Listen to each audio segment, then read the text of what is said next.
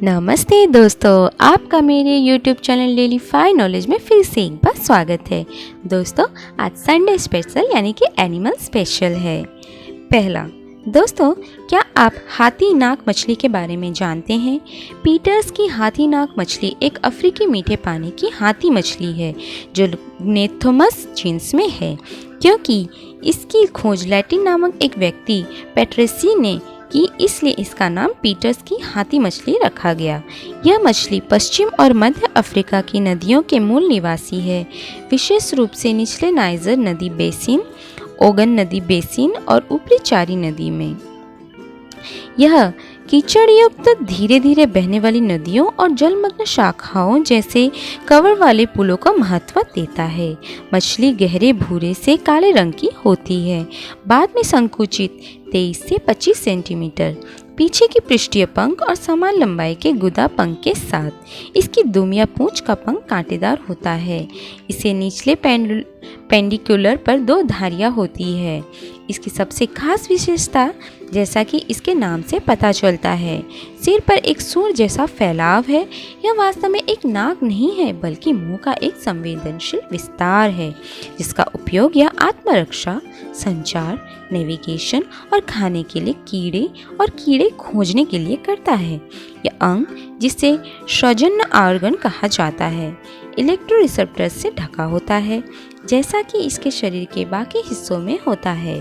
हाथी एक कमज़ोर विद्युतीय क्षेत्र का उपयोग करता है, जो यह इलेक्ट्रोसाइट नामक विशेष कोशिकाओं के साथ उत्पन्न करता है, जो मांसपेशियों की कोशिकाओं से विकसित होता है।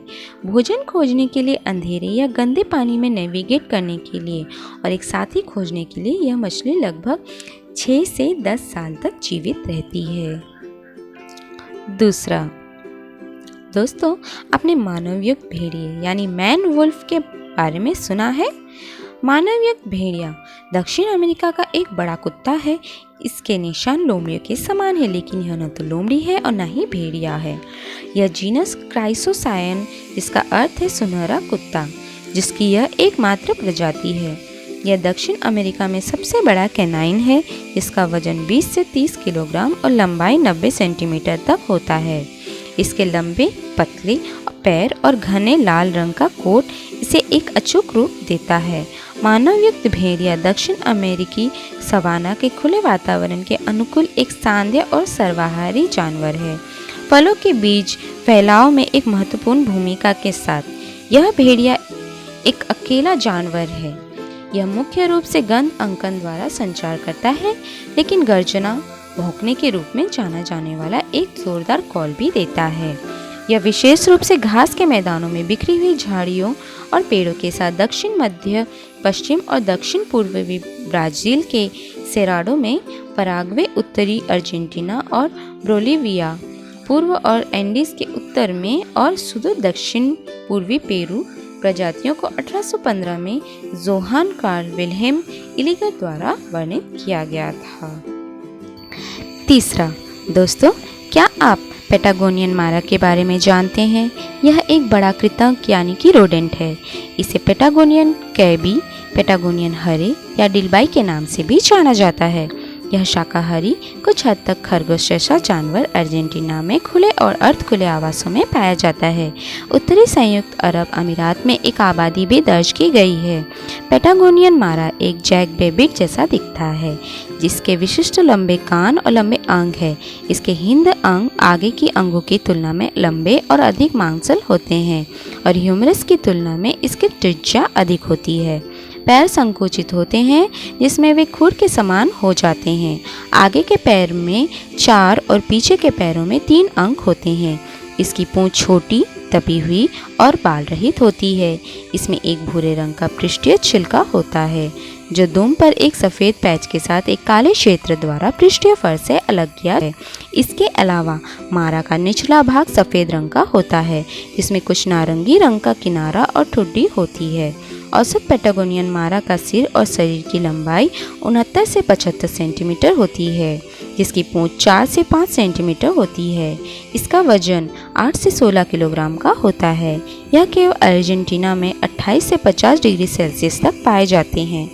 वे झाड़ीदार आवरण वाले आवासों में रहना पसंद करते हैं, लेकिन वे मोटे डेजर्ट बायोम में अतिवृष्ट और बंजर मिट्टी में निवास करते हैं। चौथा, दोस्तों क्या आप गेरेनुकी के बारे में जानते हैं? गेरेनुकी, जिसे जिराफ गजेल भी कहा जाता है, अफ्रीका के हॉर्न में पाया जाने वाला एक लंबी गर्दन वाला मृग है और पूर्वी अफ्रीका के शुष्क भाग में पाया जाता है। गेरेनुक को सबसे पहले प्रकृतिवादी विक्टर ब्रुक द्वारा वर्णित किया गया था। सन 1889 में इसकी लंबी पतली गर्दन और अंगों की विशेषता है। मृग 80 से 105 सेंटीमीटर लंबा होता है और इसका वजन 28 से 52 किलोग्राम के बीच होता है। चिकने कोट पर 2 प्रकार के रंग स्पष्ट रूप से दिखाई देते हैं, लाल भूरे रंग की पीठ और हल्का फ्लैंक। फॉन्ट टू बट केवल नर पर मौजूद सींग लीरे के आकार के होते हैं, पीछे की ओर मुड़ते हुए फिर थोड़ा आगे की ओर। ये माप 25 से 44 सेंटीमीटर है। मादा 80 से 100 सेंटीमीटर लंबी होती है और उनका वजन 28 से 45 किलोग्राम का होता है।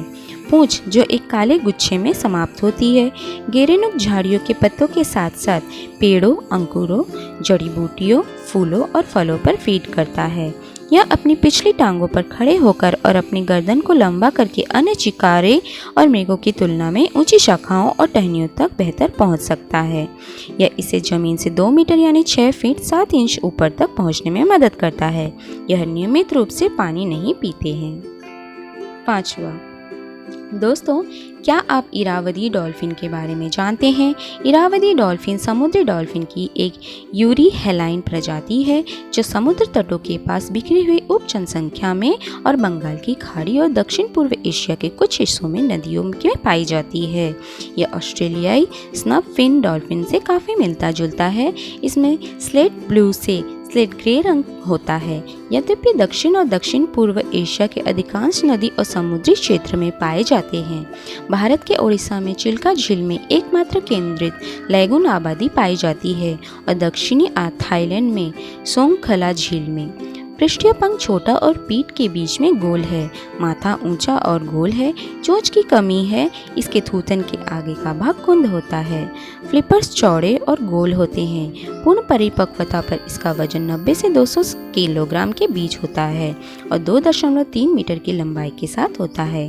थाईलैंड में एक पुरुष की अधिकतम दर्ज की गई लंबाई 2.75 मीटर है। इसकी छोटी चोंच है जो अन्य डॉल्फिन की चोंच से बहुत अलग दिखाई देती है और इसका मुंह जबड़े के प्रत्येक तरफ 12 से 19 खूंटी जैसे दांत होने के लिए जाना जाता है। तो दोस्तों आज की दी हुई जानकारी आपको कैसी लगी मुझे कमेंट बॉक्स पर ज़रूर बताइए और मेरे इस वीडियो को लाइक शेयर और सब्सक्राइब करना ना भूलिए। Thank you.